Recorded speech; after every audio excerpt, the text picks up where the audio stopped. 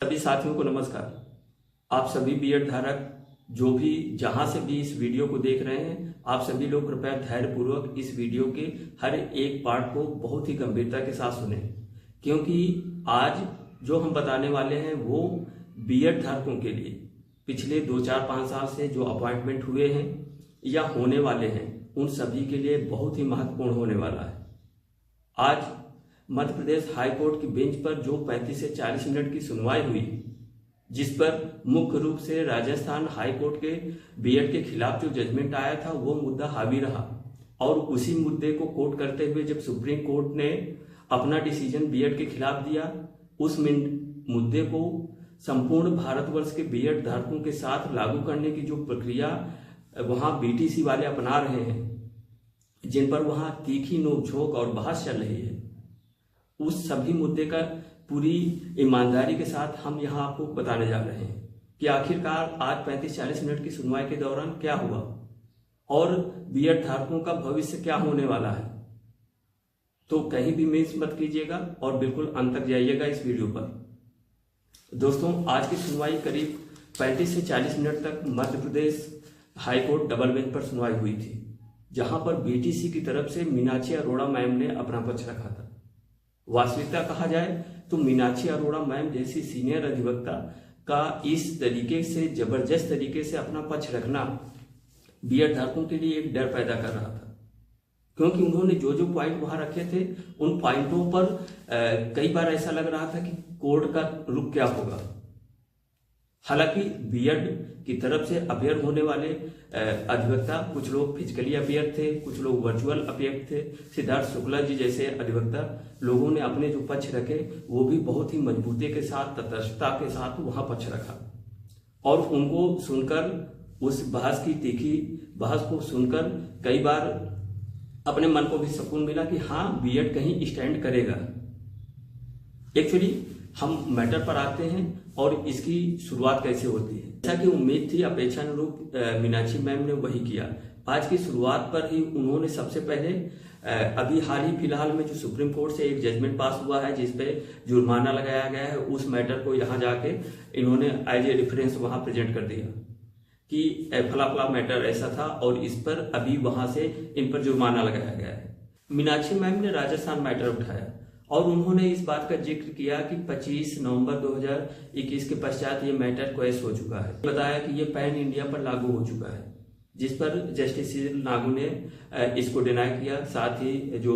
BEd की तरफ से अधिवक्ता थे उन्होंने भी इस चीज का खंडन किया कि हाई कोर्ट का जजमेंट संपूर्ण इंडिया पर लागू नहीं हो जाता है। अब यहाँ बात ये समझने वाली है कि मीनाक्षी मैम की फॉल्ट ये हो गई थी कि मीनाक्षी मैम ने यहाँ उस चीज का जिक्र किया कि जिस डेट पर हाई कोर्ट का जजमेंट था, यानी कि राजस्थान हाई कोर्ट का जजमेंट जिस डेट से लागू हुआ उस डेट को उन्होंने पैन इंडिया पर यह जजमेंट लागू करने की बात कर दी। मीनाक्षी अरोड़ा मैम के जवाब में बीएड की तरफ के अधिवक्ताओं ने इस चीज का खंडन किया और उन्होंने रखा कि 11 अगस्त 2023 के पश्चात ये मैटर प्रायर हो गया और इसके पहले जो भी भर्तियां हो चुकी हैं वो सेम रखी जाएंगी। में सुनवाई चल रही थी, बड़ी गहमा गहमी हौज पौज की स्थिति हुई थी। बहुत चीजें ऐसी मिक्स हो जा रही थी कि बहुत चीजें क्लियर कट नहीं हो पा रही थी, और लेकिन फिर भी उसमें एक आर्गुमेंट निकल कर ये आता है कि डीएड ने वहां फिर से एक बार अपनी प्रियॉरिटी की बात की कि हम मेरिट पर जाएंगे, यानी कि जो क्वालिफिकेशन जिस चीज के लिए निर्धारित की गई है उस क्वालिफिकेशन पर हम बात करेंगे। अगर सुप्रीम कोर्ट ने या हाई कोर्ट ने, राजस्थान ने बीएड को 1 to 5 के लिए एलिजिबल नहीं माना है तो उनको बाहर होना ही चाहिए। तो इस मैटर पर जस्टिस सीजल नागू ने उनसे प्रश्न किया कि आप जो मैटर उठा रहे हैं वो किस प्रोविजन से उठा रहे हैं, जिसके जवाब में मीनाक्षी मैम ने कहा कि राजस्थान मैटर को सुप्रीम कोर्ट ने अपलिस्ट किया हुआ है, जिस पर बीएड धारकों के अधिवक्ताओं ने इस चीज का फिर से जिक्र किया कि जहां पर आप बात कर रहे हैं कि हाई कोर्ट के जजमेंट को एससी ने अपलिस्ट किया हुआ है, तो वहीं एससी ने स्टेट गवर्नमेंट को भी लिबर्टी प्रदान की हुई है कि वो अपने मैटर को अपने हिसाब से कुछ प्रोविजंस के तहत वो अपने नियम और कायदे कानून से लागू कर सकते हैं। यानी बात तो देखिए, कुछ चीजें होती हैं जिनके उनके जो तर्क थे गलत भी थे, जैसे कि एससी ने अपलिस्ट कर दिया तो अपलिस्ट किया, लेकिन जब सुप्रीम कोर्ट का जजमेंट आएगा, जिस डेट से आएगा उसी डेट के पश्चात तो पैन इंडिया पर लागू होगा। ना कि यह कि अगर 5 साल पहले राजस्थान हाई कोर्ट का जजमेंट रहा है तो और उस दरम्यान पूरे ओवरऑल इंडिया में कहीं भी कोई भी बीएड धारकों के अपॉइंटमेंट हो चुकी हैं तो उस जजमेंट का ऑर्डर आ जाता है तो उसके बाद यानी 5 साल पहले की सभी इंडिया की सभी वैकेंसी बाहर कर दी जाए। कुछ चीजें ऐसी होती हैं कि कहीं ना कहीं अतर्कपूर्ण भी लगी, लेकिन कुछ चीजें उनकी तर्कपूर्ण थी, लेकिन जो चीजें थी जो निकल के आ रहा है सामने, वो बीएड धारकों के लिए एक बड़ी खुशी की बात यही हो सकती है कि कम से कम, चूंकि सुप्रीम कोर्ट का एक जजमेंट लग चुका है, सुप्रीम कोर्ट ने एक मुहर लगा दिया है, तो उस डेट के बाद तो कोई भर्ती जब तक एनसीटीई, गवर्नमेंट, सुप्रीम कोर्ट अपनी मुहर नहीं लगाएगा तब तक नहीं होगी। लेकिन उसके पहले जैसा कि अभी अनुमान लग रहा है आके रखें, फिलहाल ओवरऑल जो एक कंक्लूजन निकल कर आता है, कंक्लूजन यही निकल के आ रहा था कि बीएड की तरफ से मेरिट पर बहस की जा रही है। बीएड की तरफ से यह कहा जा रहा है कि राजस्थान का जजमेंट जिस दिन आया है उस दिन के बाद से जो भी बीएड धारक कहीं भी चाहे वो उत्तर प्रदेश के हों, यानी कहीं भी का मतलब यह है कि अगर एमपी हाई कोर्ट से आ जाएगा। अब आप यहां ये देखिए कि अगर राजस्थान का जजमेंट अगर सब लोग हल्के में लेते तो सुप्रीम कोर्ट ने उसे भारी कर दिया।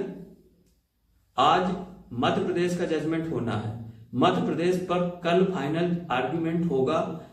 1 घंटे स्टार्टिंग पे 3:30 बजे से डेट लगी हुई है, यानी टाइम एंड ड्यूरेशन पूरा पहले से ही फिक्स कर दिया गया है। 3:30 बजे से मात्र 1 घंटे दोनों पक्षकार आर्ग्यूमेंट्स करेंगे और उसके बाद बाकी का जो टाइम पीरियड होगा उस पर ऑर्डर आना है। तो जो हम बात कर रहे थे कि राजस्थान के जजमेंट को अगर हल्के में लिया गया और सुप्रीम कोर्ट ने उसे भारी कर दिया, तो आज एमपी पर होने वाली ये सुनवाई जहां एमपी की सभी भर्तियां प्रभावित होंगी, उसी के साथ ऑल ओवर इंडिया के सभी बीएड धारकों के लिए बहुत बड़ा निर्णय आने वाला है ये, क्योंकि एमपी के निर्णय के आधार पर ही अभी स्टेट गवर्नमेंट यानी यूपी स्टेट के 69,000 68,000 जो भी भर्तियां हैं वो सभी पर ये प्रश्न चिन्ह लग जाएगा। तो सभी बीएड धारकों से अपेक्षा है कि इस मैटर पर बहुत ही